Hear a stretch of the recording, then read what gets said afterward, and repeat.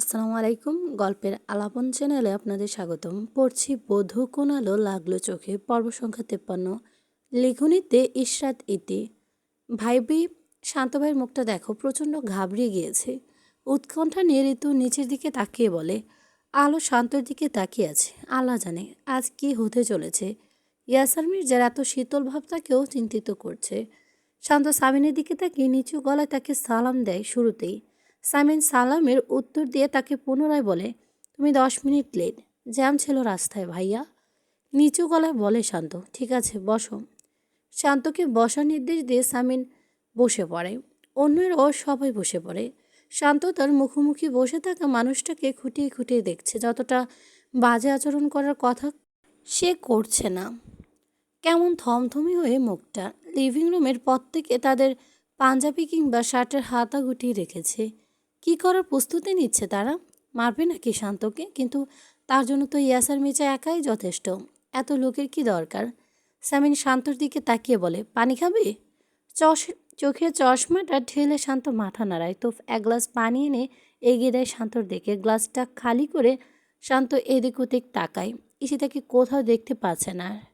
সে কি করেছে এখন? সে বাংলা সিনেমার মতো আটকে রেখেছে নাকি ঘরে? সামিন শান্তর দিকে তাকিয়ে বলে, তোমার সম্পর্কে বিস্তারিত কিছু কখনোই জানা হয়নি। জেনেছি ভালো পড়াও, মেধাবী, এতটুকুই। পুরো নাম কি? সুহানুর ইসলাম শান্ত। নিচু স্বরে জবাব দেয় শান্ত। সামিন পাশ থেকে ফুয়াদ বলে ওঠে, দেশের বাড়ি কোথায়? বরিশাল। আগে থেকেই নিচু স্বরে বলে শান্ত। জামেল পাশ থেকে চেঁচিয়ে সামিনকে বলে ওঠে, বরিশাল? ভাই বরিশালের ছেলে, বরিশালের মানুষ সিটার বাটপার হয়ে শুনছি। শান্ত অবাক চোখে তাকিয়ে আছে জামিলের দিকে। সামিন জামিলকে থামিয়ে দিয়ে শান্তকে বলে, তোমাকে আমি এখন কিছু প্রশ্ন করব। প্রশ্নের উত্তরগুলো যদি আমার মন মতো হয় তাহলে আমি বিবেচনা করব আমার বোনকে তোমার সাথে বিয়ে দেবো কিনা। শান্ত একটা ঢোক গিলে নেয়। চাকরির জন্য ইন্টারভিউ দিতে দিতে শেষ, এখন প্রেমিকার ভাইদের কাছেও ইন্টারভিউ। সামিন ইলহামের দিকে তাকিয়ে বলে, তুই কিছু জিজ্ঞেস করতে চাইলে কর। ইলহাম কপাল কুঁচকে বলে, আমার কিছু জিজ্ঞেস করেনি, তুমি যেটা জিজ্ঞেস করবে ওইটাই আমার জিজ্ঞাসা। জামিন সামিন ঘুরে ফুয়াদার দলের ছেলেদের দিকে তাকায়। সবাই সামিনের দিকেই তাকিয়ে আছে। সামিন মাথা ঘুরিয়ে শান্তর দিকে তাকিয়ে কিছু বলতে যাবে, তখনই তৌফ বলে ওঠে, ভাই আমি একটা প্রশ্ন করতে চাই। সবাই তৌফের দিকে তাকায়। সামিন বলে ওঠে, আচ্ছা কর। শান্ত তৌফের দিকে তাকিয়ে আছে। তৌফ কণ্ঠে গাম্ভীর্যতা এনে শান্তকে বলে, আপনার চশমার পাওয়ার কত? শান্ত অবাক চোখে তৌফকে দেখছে। দোতলা থেকে পরি উচ্চ শব্দে খিলখিল করে এসে ওঠে। সবাই দোতলার দিকে তাকাতেই আলো পরির মুখ চেপে ধরে আড়াল করে দাঁড়ায়। পরি মাথায় গাড্ডা মেরে বলে, ইয়াসার মির্জা এমনিতেই ক্ষেপে আসে, এসব করো না। ইশফাম মাথা তুলে অবাক চোখে পরির বাচ্চা সুলভ আচরণ দেখে। শুধু শুধু ওই মেয়েটাকে সে অস্বাভাবিক বলে না। সামিন তৌফের এমন বেহুদা প্রশ্নে রাগান্বিত হয়ে তাকায় তৌফের দিকে।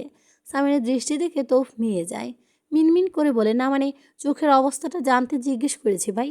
ভবিষ্যতে কানা হয়ে গেলে আমাদের ইস্যুর বিপদ। শান্ত সবাইকে দেখতে থাকে।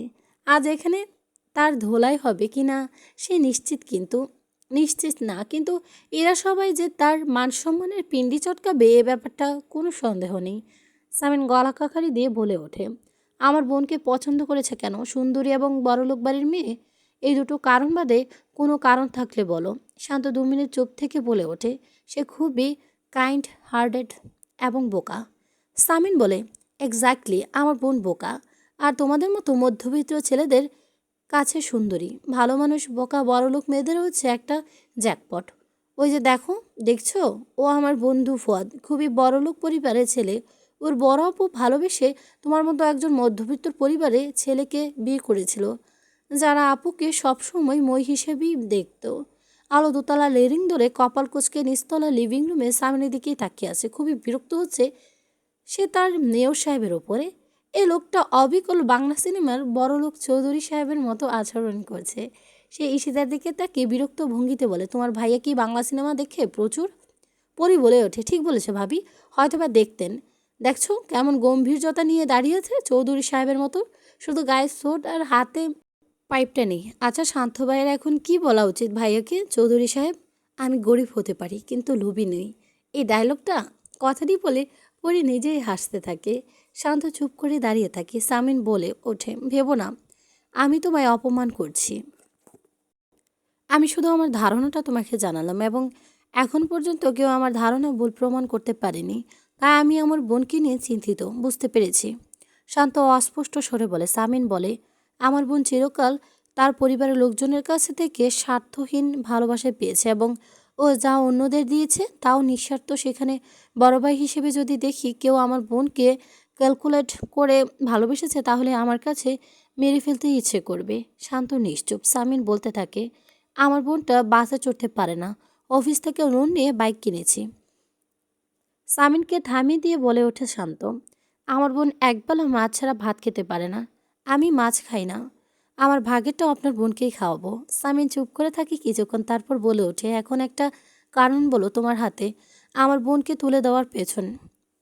কেন তোমার কাছে কোনো বোনকে বিয়ে দেওয়া উচিত? কেন বলো। তুমি তুমিই উপযুক্ত। কয়েক মুহূর্ত সময় নিয়ে শান্ত বলে, শুধুমাত্র আমিই উপযুক্ত এমন কথা আমি বলছি না ভাইয়া, কিন্তু সম্ভবত আপনার আদরের বোনের ওজন সহ্য করার ধৈর্য আমার সৃষ্টিকর্তা দিয়েছে। সামিন ঘুরে সবার দিকে তাকায়। ফুয়াদ বলে ওঠে, নিম্ন মধ্যবিত্ত পরিবার আমাদের বোন নিয়ে বিয়ে দিতে চায় না। কেন জানো? নিম্ন মধ্যবিত্ত পরিবার মা বাবাদের মানসিকতার জন্য। এদের মনস্তান্ত্রিক দিকটা অদ্ভুত। এরা মনে করে এরা যেহেতু অতি কষ্টে সন্তান বড় করেছেন তাই সন্তানের উপর শুধু তাদের অধিকার এবং খবরদারি চলবে। সেখানে ছেলের বউরা বরাবর তৃতীয় পক্ষ তাদের কাছে তাদের প্রতিদ্বন্দ্বী হিসেবে দেখে এবং আস্তে আস্তে এই দৃষ্টিভঙ্গি ভয়ঙ্কর বিষে পরিণত হয়। তুমি ভেবো না এখানে তোমার সামনে দাঁড়িয়ে তোমার প্রেমিকার ভাইয়েরা সব যুক্তিহীন ও জাজমেন্টাল কথাবার্তা বলছে। সবাই আমাদের বোনের জন্য আমাদের ইমোশন, ভাইয়েরা ইমোশন। শান্ত কিছুক্ষণ নিশ্চুপ থেকে বলে, আপনাদের কোনো কথাই যুক্তিহীন নয়। আমি আপনাদের ইমোশনকে রেসপেক্ট করি, কিন্তু ফ্যাক্ট হচ্ছে আমি এতিম। ছোটবেলায় আমার বাবা মা মারা গিয়েছে।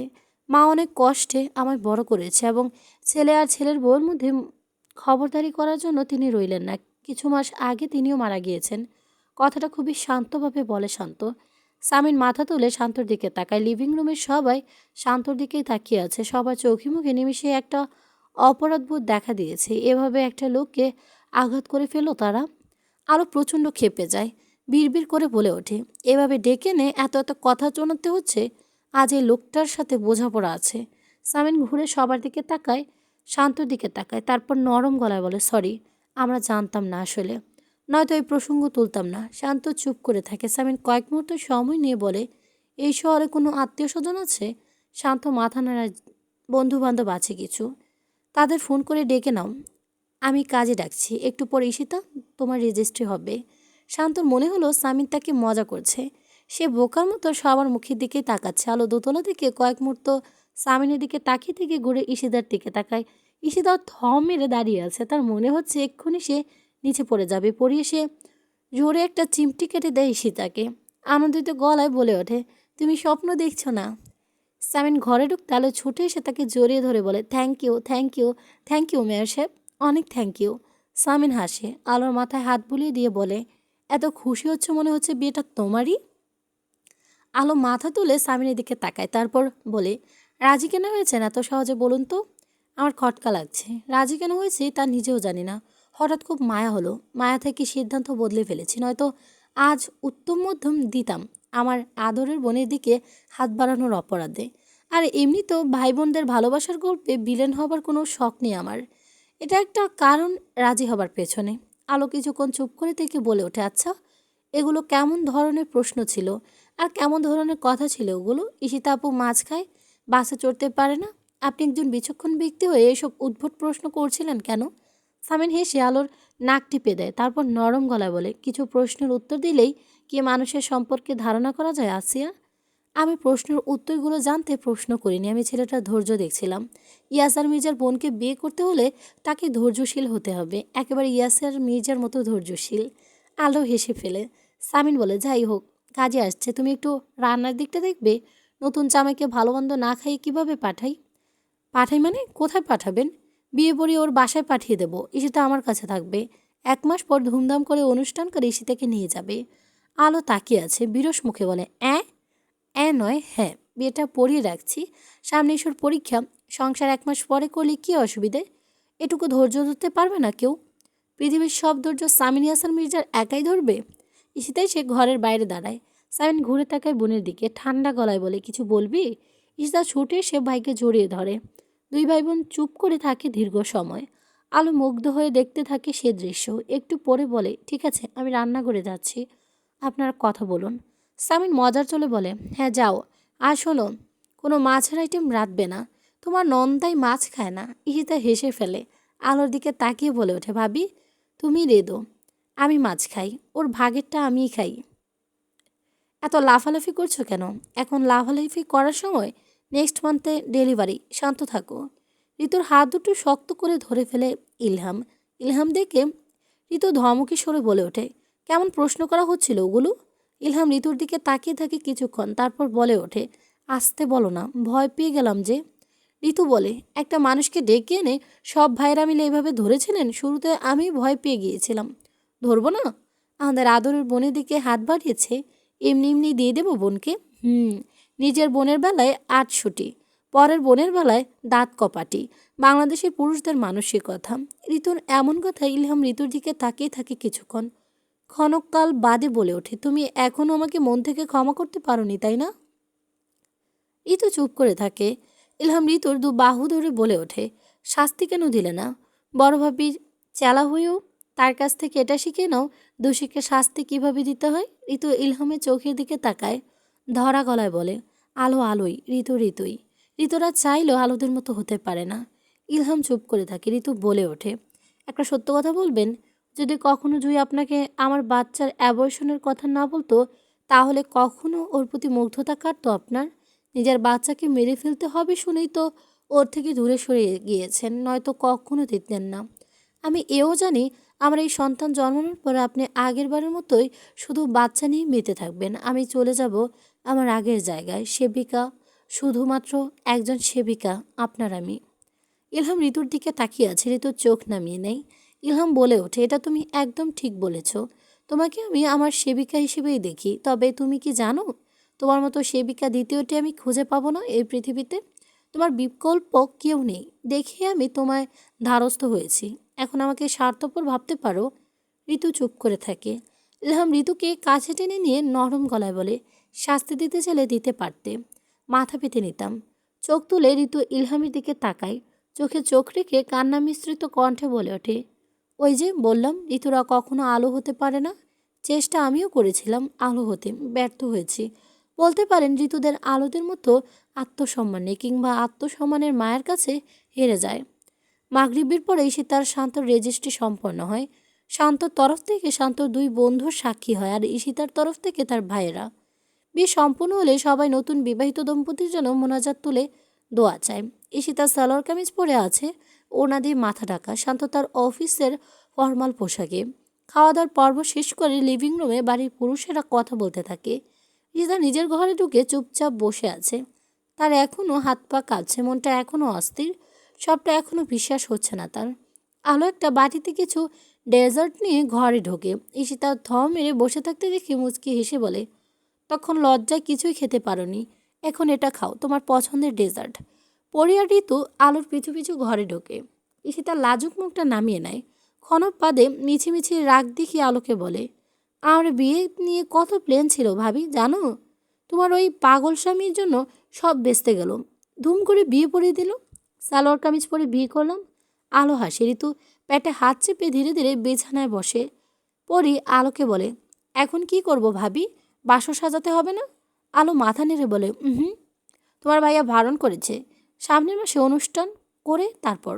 কথাটি বলে আলো ঈশিতার দিকে তাকায়, তারপর বলে, আপত্তি আছে? ঈশিতা মুচকি এসে মাথা নাড়ায়। পরি বিরসমুখে তাকায় সবার দিকে। এটা আবার কেমন বিয়ে? ঘটা করে বিয়ে পড়ানোর কি ছিল, দরকার ছিল তবে? শান্তিনীরের ঘের থেকে কিছুটা দূরে একটা চায়ের দোকান। বন্ধুদের বিদায় দিয়ে শান্ত দীর্ঘ সময় সেই চায়ের দোকানটাতেই বসেছিল। এর মাঝে চা খেয়েছে 4 কাপ। হাতের ঘড়ির দিকে তাকিয়ে দেখে রাত প্রায় 10:30। ইশতার নাম্বারে অনবরত বন্ধ পেয়ে যাচ্ছে সে। বিকেল থেকে তার সাথে যা যা করেছে তাতে এমনিতেই সে কথা হারিয়ে ফেলেছে। শান্তর বেশ মেজাজ খারাপ হচ্ছে সামিন ইয়াসার মির্জার ওপর। যদি বউর কাছে নাই যেতে দেবে, তবে ঘটা করে বিয়ে কেন পড়িয়ে দিল? অবশ্য শান্তর অনুমান করেছে এটা হচ্ছে শান্ত আর ঈশিতার শাস্তি। বুদ্ধিমান ইয়াসার মির্জা খুবই ঠান্ডা মাথায় শান্ত থেকে প্রতিশোধ নিয়েছে। বিরস মুখে দূর থেকে শান্তিনীর গেটের দিকে তাকিয়ে বিড়বিড় করে বলে ওঠে, আপনার কোনো তুলনা হয় না ইয়াসার মির্জা। চায়ের দোকানের বিল মিটিয়ে উঠে পড়ে শান্ত। তারপর দোকান থেকে বেরিয়ে রাস্তায় চুপচাপ হাঁটাহাঁটি করতে থাকে। চায়ের দোকানের লোকটা খুবই কৌতূহলী হয়ে দেখতে থাকে স্যুটবুট পরিহিত এই সুদর্শন যুবকটিকে। শেষবারের মতো শান্ত ঈশিতার নাম্বারে ডায়াল করে নাম্বারটা বন্ধ পায়। বিরক্তিতে শান্তর কপাল কুঁচকে ফেলে। এই ভাই বোনগুলো এত পাগল বানিয়ে ছাড়বে। খাবার টেবিলে পাতে খাসির আস্ত রান দিয়ে কত মজা জামাই আদর করলো, তারপর 1 মাস পরে ধুমধাম অনুষ্ঠান করবে, ইস্যুকে উঠিয়ে নিয়ে যেও বলে মুখের উপর দরজা বন্ধ করে দিল। শান্তর কপাল যে বরাবরই ভাঙা। আজ নতুন করে তা প্রমাণ পেল। শ্বশুরবাড়ি থেকে বের হওয়ার আগে বউটার মুখটা পর্যন্ত দেখতে পেল না। একটা গভীর নিঃশ্বাস ফেলে শান্ত দাঁড়িয়ে দাঁড়িয়ে তার মিশনের প্রস্তুতি নিচ্ছে। মিশনের নাম ভোর মুখ দেখা। হাতের ফোনটার দিকে কিছুক্ষণ তাকিয়ে থেকে শান্ত পরীক্ষে ফোন দেয়। অভ্যাস থেকে ফোন রিসিভ করে আনন্দিত গলায় বলে, বলুন দুলাভাই, আমি আপনার ফোনেরই অপেক্ষায় ছিলাম। সবাই ঘুমিয়েছে? হ্যাঁ ঘুমিয়েছে। তোমার ঈশিতা আপুর ফোন বন্ধ কেন? আপু ঘুমাচ্ছে। কি বলুন তো দুলাভাই, গত 2 দিন টেনশনে আপু ঘুম খাওয়া কিছুই হয়নি। আপনি গেটের বাইরে এসে গিয়েছেন? হ্যাঁ এসে গিয়েছি। এখন কি করব? রিয়াজ ভাই গেট খুলে দিলে সোজা অন্দরমহলে ঢুকবেন। ফুলের মা সদর দরজা খুলে রেখেছে। তারপর সোজা দোতলায় উঠবেন। আমি সিঁড়ির কাছে দাঁড়িয়ে আছি দোতলায়। আচ্ছা। অস্পষ্ট স্বরে শান্ত বলে ফোন কেটে দেয়। তার নিজের এখন চোর মনে হচ্ছে। পরি চুপচাপ সিঁড়ির কাছে দাঁড়িয়ে আছে। এখন যদি বড় ভাইয়া কোনো কারণে ঘুম থেকে উঠে পড়ে তাহলে তার খবর আছে। চর মেরে পরির সব দাঁত ফেলে দেবে ইয়াসার মির্জা। আলো এখনও ঘরে আসছে না দেখে সামিন বিরক্ত হয়ে ঘর থেকে বের হয়ে দোতলার লিভিং রুমে সংলগ্ন বেলকনিতে যায়। তার অনুমান ঠিক, আলো সেখানে পাওয়া গিয়েছে। বেলকনির গ্লিন ধরে সেখানে ফিরে কারো সাথে ফোনে কথা বলছে। সামিনকে পেছন থেকে জড়িয়ে ধরতে চমকে ওঠে, ফোনটা হাত থেকে ফেলে দেয়। ঘুরে সামিনের দিকে তাকিয়ে ফোনটা তুলে নিয়ে হিয়ার সাথে কথা বলে কল কেটে দেয়। সামিনকে বলে, আপনি?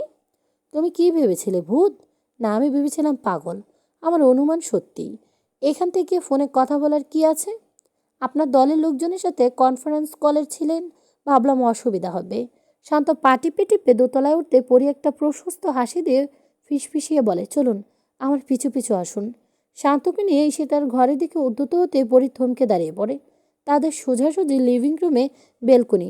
সেখানে সামিনার আলো দাঁড়িয়ে থাকতে দেখে তার আত্মা খাঁচা ছাড়া অবস্থা। এখন এদের পাশ কাটিয়ে ঈশিতা আপুর ঘরে কিভাবে যাবে সে? বিড়বিড় করে বলে ওঠে, আল্লাহ, এই দুজন এই অসময়ে এখানে কি করছে? সামিন পরীর দিকে পিট করে দাঁড়িয়ে আছে।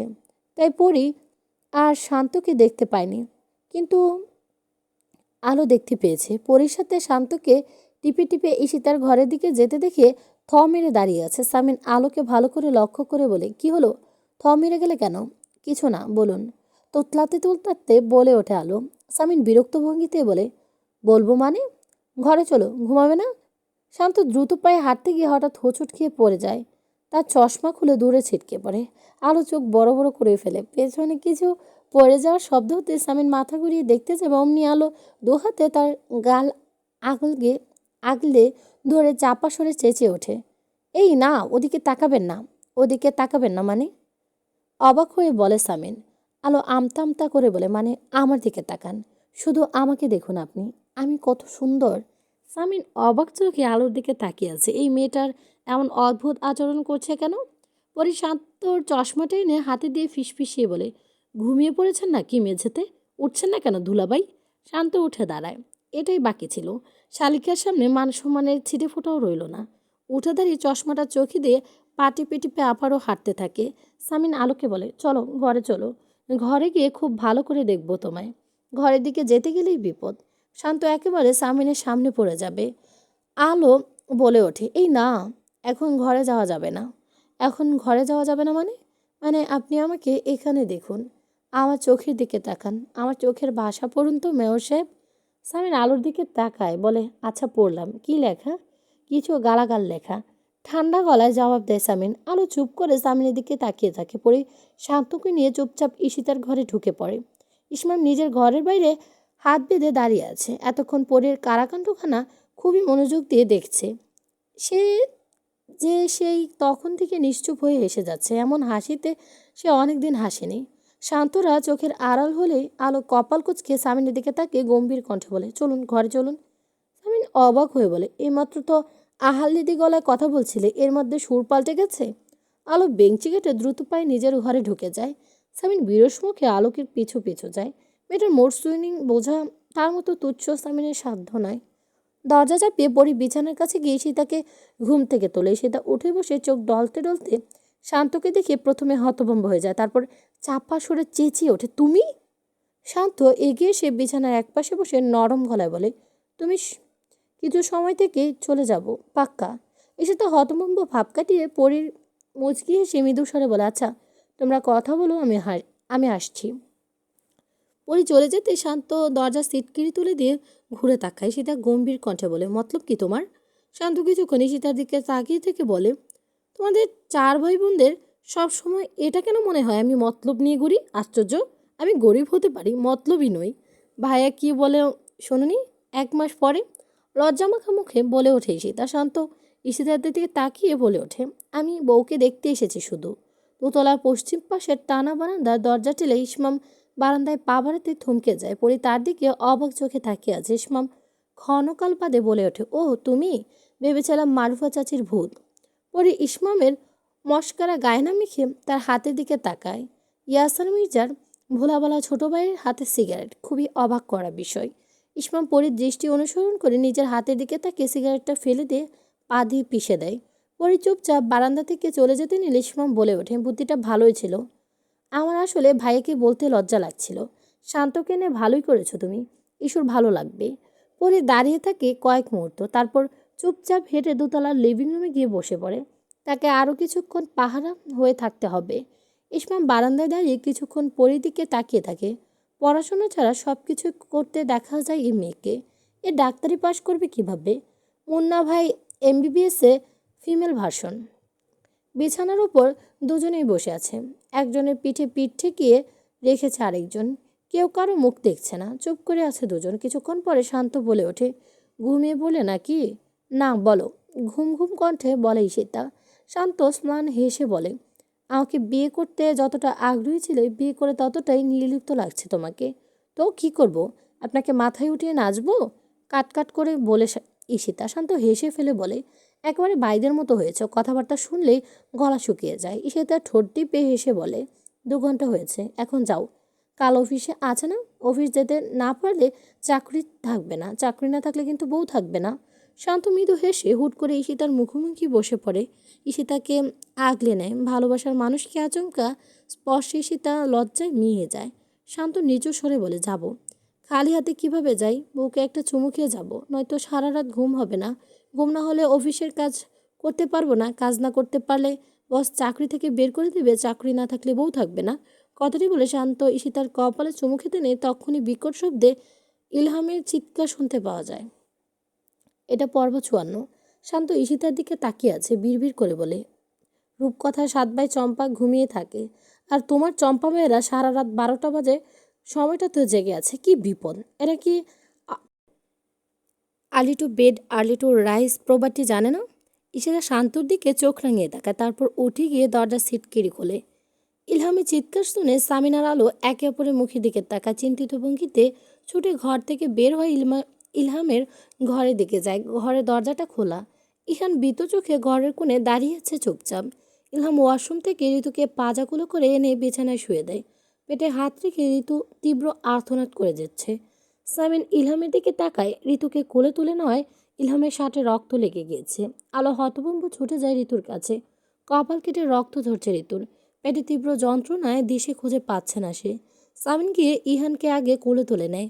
ইলহাম উৎকণ্ঠা নিয়ে বলতে থাকে, হঠাৎ কীভাবে পড়ে গেলে জানি না, ওয়াশরুমে দরজা ভেঙে বের করেছি। সামিন এক পলক ঋতুর দিকে তাকায়। ইলহামকে বলে, সময় নেই, ওকে তোল, আমি গাড়ি বের করছি। ইলহামের গায়ের রক্তাক্ত শার্টটা না পাল্টে ঋতুকে কোলে তোলে নেয়। সামিন ইহানকে আলোর কাছে দিয়ে গাড়ির চাবি নিয়ে ঘর থেকে বের হয়। লিভিং রুমে আসতে দাঁড়িয়ে পড়ে। শান্ত আর ঈশিতা তার সামনে দাঁড়িয়ে। শান্ত চোরের মতো মুখ করে রেখেছে। সামিন হতভম্ব হয়ে শান্তর দিকে তাকিয়ে থাকে। আলো ইহানকে কোলে নিয়ে বের হয়ে দাঁড়িয়ে পড়ে। পরি কাচুমাচু মুখ করে দাঁড়িয়েছিল। সামিন ঘুরে রাগী দৃষ্টিতে পরির দিকে তাকায়। এ ধরনের বুদ্ধি যে এই মেয়ের মাথা থেকে বের হতে পারে সে তা জানে। পরি ছুটে গিয়ে আলোর পেছনে দাঁড়ায় আড়াল হয়ে। ইসমাম কিছুক্ষণ সামিনের দৃষ্টি দেখে মৃদু স্বরে বলে ওঠে, আমি ডেকেছি শান্ত ভাইয়া। ভাইয়াকে? সামিন ইসমামের দিকে তাকায়। আলো পাশ থেকে বলে ওঠে, চলুন না, এখন এসব থাক, শীঘ্রই গাড়ি বের করুন। সামিন দ্রুত পায়ে হেঁটে ঘরে ঢুকে গাড়ির চাবি আনে। এখন এত কিছু দেখার সময় নেই তার। ঋতুর অবস্থা আরও খারাপ হতে শুরু করেছে। অসহ্য যন্ত্রণায় গগন বিদারী চিৎকার দিয়ে যাচ্ছে। পেছনের সিটে বসে ইলহাম শক্ত করে ঋতুকে ধরে রেখেছে। আলো ইহানকে বুকের সাথে মিশিয়ে নিয়ে সামিনের পাশে সিটে বসিয়েছে। শান্তিনীর ঘের থেকে রাত 12:30টায় দুটো গাড়ি বের হয়। পেছনের গাড়িতে রয়েছে ইসমাম, ঈশিতা, শান্ত ও পরি।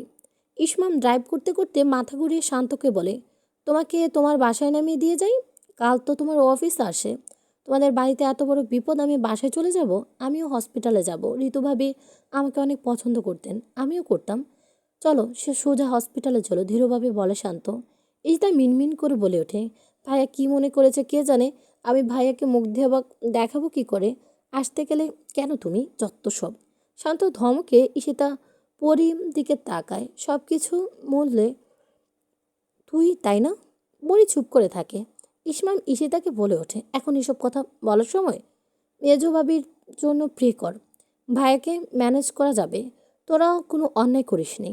বাচ্চা ইমিডিয়েটলি বের করতে হবে, নয়তো একটা অঘটন ঘটে যেতে পারে। মা বাচ্চা দুজনের লাইফ রিস্ক। ইলহাম ডক্টরের দিকে তাকিয়ে আছে, আতঙ্কিত লাগছে তাকে। কাঁপা কাঁপা গলায় বলে, কিন্তু এখনও যে সময় হয়নি, কিছু করার নেই। ইলহাম মির্জা, দুর্ঘটনার জন্য প্রিটার্ম লেবার পেন উঠেছে। আমাদের হাতে সময় কম, সি সেকশন ছাড়া উপায় নেই। আপনি মানসিকভাবে প্রস্তুত হন, বন্ডে সই করতে হবে। ইলহাম চমকে ওঠে, চাপা স্বরে চেঁচিয়ে বলে ওঠে, বন্ডে সই করতে হবে মানে? মানে বললাম তো রিক্সি, শুধু উপরওয়ালাকে ডাকুন। ইলহাম অবাক চোখে সবার মুখের দিকে তাকায়। তার অবুঝ মনে হাজারটা প্রশ্ন উকি দিচ্ছে, কিন্তু সে বুঝতে পারছে না কে তার প্রশ্নের উত্তরগুলো দেবে। শেষমেশ সে তার বড় বাবার কাছে গিয়ে তার হাত ধরে। সামিন ইহানের মুখের দিকে তাকায়। ইহানের চোখ দুটো ছলছল করছে। কান্না মিশ্রিত কণ্ঠে সে বলে ওঠে, মাম্মার কি হয়েছে বড় বাবা? সামিন কোনো জবাব দেয় না, শুধু আদুরে মুখটার দিকে তাকিয়ে থাকে। আলো এসে ইহানকে কোলে তুলে নিয়ে বলে ওঠে, মাম্মার পায়ে ব্যথা পেয়েছে বাবা, ডক্টর আন্টি ব্যান্ডেজ করার জন্যই নিয়ে গিয়েছে। কাঁপা কাঁপা হাতে ইহান ইলহাম বন্ডে সই করে দেয়। হঠাৎ করে তার বুকটা মোচড় দিয়ে উঠল যেন। এতটা উতলা নিজেকে কখনো মনে হয়নি। ঋতুর কি দেখা উচিত না ইলহামের এই অবস্থা? একটু হলেও তো খুশি হতো সে, তৃপ্তি হতো সে। এদিক ওদিক অসহায়ের মতো তাকে বিড়বিড় করে ইলহাম বলে ওঠে, শুধু আমার বাচ্চার জন্য নয় ঋতু, তোমার জন্য আমি কষ্ট পাচ্ছি, সত্যিই কষ্ট পাচ্ছি। ঋতু অপারেশন থিয়েটারে নিয়ে যাওয়া হয়েছে। বাইরে ওয়েটিং রুমে সবাই দাঁড়িয়ে আছে চুপচাপ। শুধু আলোর ঘুমন্ত ইহানকে বুকের সাথে আগলে নিয়ে বসে আছে। ইলহাম কলিডোরে এ মাথা থেকে ও মাথা পায়চারি করছে। সামিন মাথা ঘুরিয়ে শান্তর দিকে তাকায়। শান্ত মাথা নিচু করেই দাঁড়িয়ে আছে। কিছু সময় পার হলে সামিন বলে ওঠে, তুমি গেলেই পারতে, কাল অফিস আছে। ভাবির একটা ভালো খবর শুনে যাব ভাইয়া, নিচু স্বরে বলে শান্ত। অপেক্ষা প্রহর শেষ হয়। অপারেশন থিয়েটার থেকে একজন ডক্টর বের হয়। ইলহাম তার দিকে এগিয়ে যায়। ডক্টর মাস্ক খুলে ইলহামের দিকে তাকিয়ে ম্লান হেসে বলে, আপনার ছেলেকে ইনকিউবেটর কেয়ারে ইউনিটে রাখা হচ্ছে। প্রিমেচিওর বেবি তো, তবে চিন্তা করবেন না, 32 সপ্তাহে আপনার ছেলে বেশ হাড্ডাকাড্ডা। আপনার ওয়াইফের স্ক্রিচিং চলছে, জ্ঞান নেই তার। স্টাচ প্রে ফর হার। মা ও বাচ্চা দুটোই আলাদা কেবিনে শিফট করা হয়েছে অবজারভেশনের জন্য। নার্স ব্যতীত অন্য কেউ ঢুকতে পারবে না আপাতত। ইলহাম কিছুক্ষণ পর পর একবারে ঋতুর কেবিনের সামনে গিয়ে দরজার কাছ থেকে উকি মেরে ঋতুকে দেখছে, একবার নিজের ছেলের কাছে যাচ্ছে। ইহান আর বড় মার বুকের ঠাতে লেপ্টে ঘুমিয়ে আছে। কিছু সময় পর সামিন ইসমামের দিকে তাকিয়ে বলে ওঠে, এখানে এত লোক থাকার দরকার নেই এখন। আমি, ইলহাম আর তোর বড়ভাবে থাকবো। তুই ইহান আর বাড়িকে ওকে বাড়িতে নিয়ে যা। কিন্তু ভাবে ভাবির অবস্থা ফোনে জানাবো তোদের, সকালে চলে আসবি। এখন যা, সবার থাকার প্রয়োজন নেই, এটা হসপিটাল। ইশতা যেতে চাচ্ছিল না শুরুতে। সামিন সবাইকে জোর করতে থাকে। শান্ত চুপচাপ দাঁড়িয়ে আছে। সামিন তার দিকে তাকিয়ে বলে, তোমার বাসা তো এখান থেকে অনেকটা দূর, তুমি বরং আমাদের বাড়িতেই যাও। শান্ত মাথা তুলে সামিনের দিকে তাকায়, বিনয়ের সাথে বলে, না ভাইয়া, আমি আমার বাসায় যাচ্ছি। ঋতুর কেবিনের দরজার বাইরে চুপচাপ দাঁড়িয়ে আছে ইলহাম। সামিন এক পলক ইলহামকে দেখে আলোর পাশে গিয়ে বসে। আলোর মাথা তুলে সামিনের দিকে তাকায়, ম্লান হেসে বলে, এই মুহূর্তে একটা শাশুড়ি মায়ের অভাব বোধ করছি খুব। সব কিছু প্রেশার আমার উপর দিয়ে যাবে এখন। সামিন হেসে ফেলে। আলোর ডান হাতটা নিজের হাতের মুঠোয় নিয়ে বলে ওঠে, এ হাত দুটো একেবারে আমার মায়ের মতো জানো, গোলগাল সুন্দর। আলো কোনো জবাব না দিয়ে ইলহামের দিকে তাকায়। একবার নিজের ছেলে কাছে যাচ্ছে, একবারে সে স্ত্রীকে দেখছে। ইলহামকে দেখে এখন পৃথিবীর সবচেয়ে ব্যস্ত একজন পুরুষ মনে হচ্ছে। মাথা ঘুরিয়ে সামিনের দিকে তাকিয়ে বলে ওঠে, ঋতু ইলহামের এই দরদটুকু দেখতে খুব স্বস্তি পেত। সামিন বলে, একেবারেই ঠিক বলেছ। আলো চুপ করে থাকে, কিছুক্ষণ পরে আবার বলে ওঠে, আমাদের বিবাহিত জীবনে বেশিরভাগ রাতই আমরা হসপিটালেই কাটিয়েছি মেয়র সাহেব। সামিন হেসে ফেলে, প্রসঙ্গ সরিয়ে বলে ওঠে, আমি ভাবছি অন্য কথা। চোখের সামনে ছোট ভাইগুলো একটা একটা করে বাবা হয়ে যাচ্ছে। নিজেকে পৃথিবীর সবচেয়ে ব্যর্থ পুরুষ মনে হচ্ছে। ধিক্কার জানাই নিজেকে। আলো মাথা নিচু করে ফেলে। একটা বাচ্চার জন্য লোকটার কত পাগলামি, কত ছটফটানি, কত উন্মাদনা।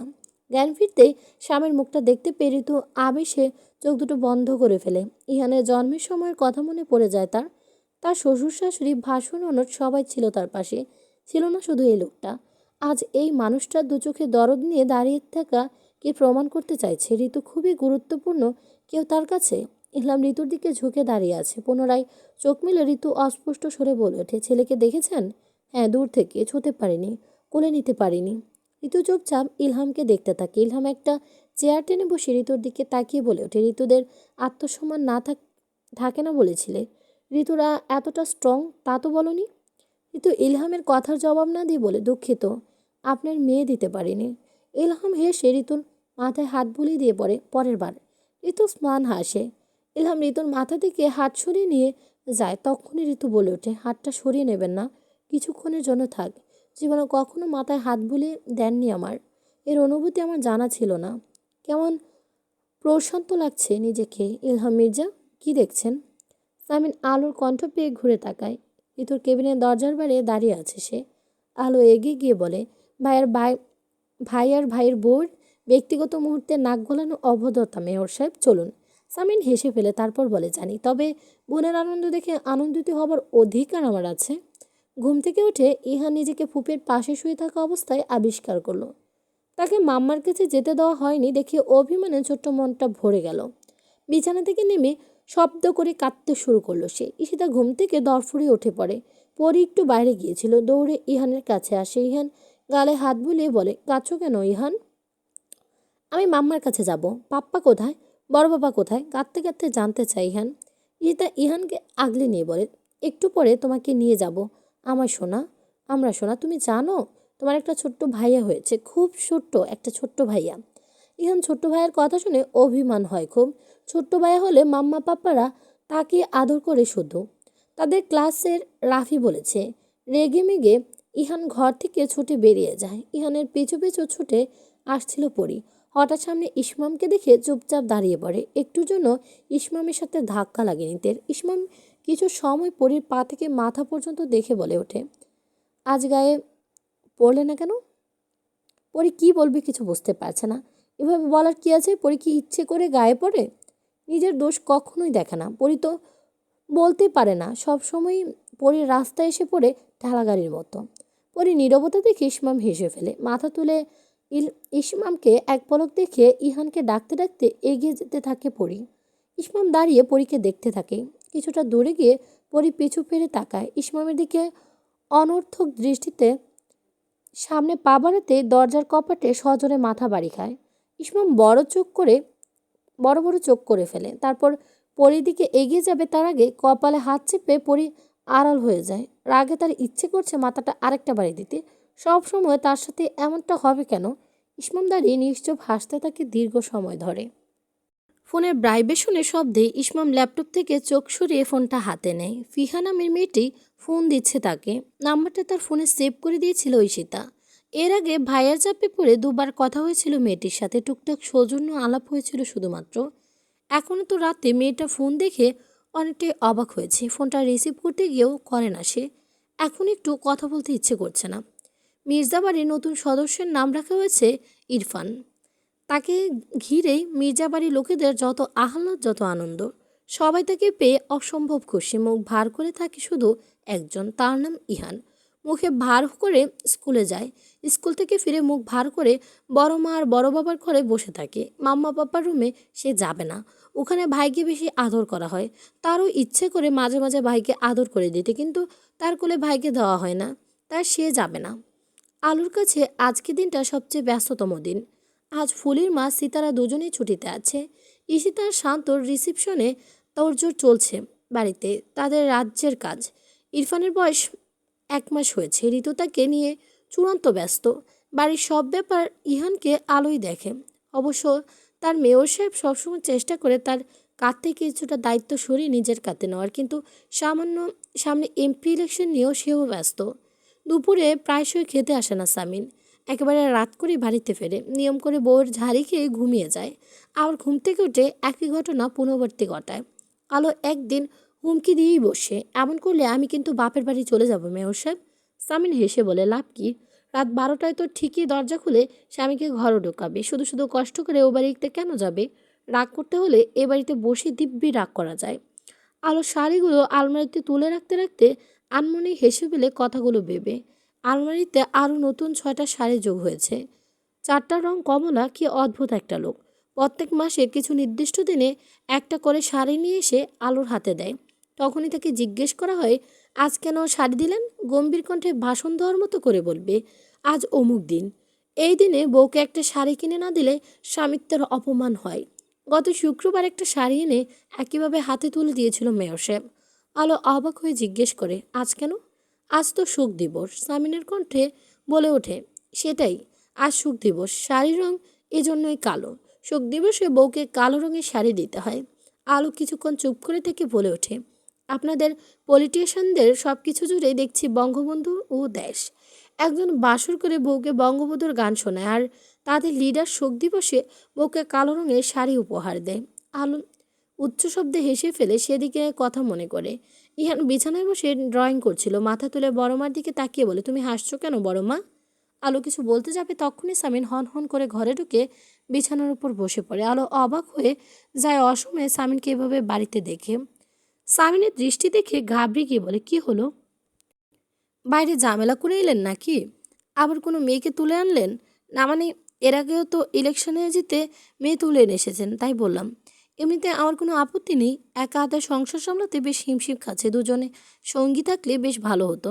শেষের কথা বলে আলো হাসছে। সামিন আলোর দিকে তাকায়, বিরক্ত কণ্ঠে বলে ওঠে, ফিহা মেয়েটির বয়ফ্রেন্ডের সাথে পালিয়েছে। আলো স্তব্ধ হয়ে যায়। সামিন বলে, বয়ফ্রেন্ড আছে, পরিবারের মধ্যে বিয়ে করতে ইচ্ছুক নয়, সেটা বলে দিলেই পারতো।